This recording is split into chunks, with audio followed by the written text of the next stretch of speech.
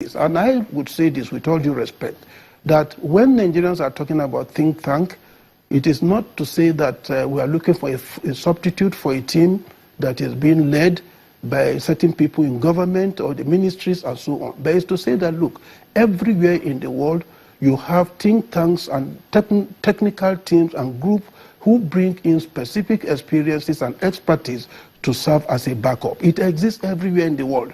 In Japan, in Singapore, in South Korea, in the US, everywhere in the world you often find these people that constitute think tank. It's not a substitute for government economic team. It's not a substitute, or it's not going to overtake or take the job description and responsibility of people that constitute the economic team of government. All right. But you often Professor, always have this. Let me quickly. Even within the requisite, let's go slightly into the issue of how we get here, and the issue and the spine of our nation, who 56 years. Out of that 56 years, Nigeria has had 29 years of those years in the hands of the military, and 27 in the hands being ruled by the civilian rule. And from 1960 to 66, we had a civilian rule. And of course, 66, there was a military coup. And up until 79, Aguiyi Ironsi, Yakubu Gowon, Murtala Muhammad, and Olusegun Obasanjo came into power. 79, conducted an election which brought in Shehu Shagari. And of course, at the end of that, there was another military coup. Of course, the incumbent president, then when the head of state who took over power. Up until 1999, until now, we returned to civilian rule. But a whole lot of people have said Nigeria has huge potentials. But how did we get here, for example, some of the challenges that we find ourselves? A lot of question on why we came together as a people, the question of our marriage, how legitimate is it? Is that really the problem of Nigeria?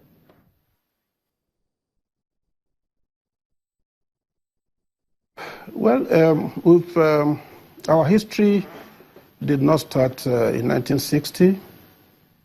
It started in 1900. Indeed, you may say 1861. But let me say this as a student of history, that there's virtually no country in the world that came together through some voluntaristic means, particularly multi-ethnic and ethnically segmented societies and countries. There's none. So the whole idea has been that in the past we've concentrated on the way to build nations or nation-building projects and forgot the concept of how to build a nation-state, and therefore the Nigerian project. We believe that our diversity is a weakness, whereas we forgot the slogan, unity in diversity. There's nothing intrinsically wrong with having diversity, multiculturalism, and so on and so on. Key countries that have made progress in the world are very diverse. US, UK, Singapore, Malaysia, name them. They are diverse, but the truth is that they turn their diversity into sense of strength. The elementary or rudimentary principle of federalism talks about coordinate bodies, unevenness in development, but willingness to want to come together, and therefore also talks about the principle of subsidiarity among various layers and tiers of government. The issue is to find and strike a precarious balance and see how each of these layers can key in an organic manner. I hear people talk about so-called true federalism and all that. I don't know what it means as a student of political science, because what I know is that a country can either be federal, quasi-federal, confederal, or unitary. So true federalism is a political cliche and sloganeering by politicians that has been propagandized and mainstreamed by mainstream media.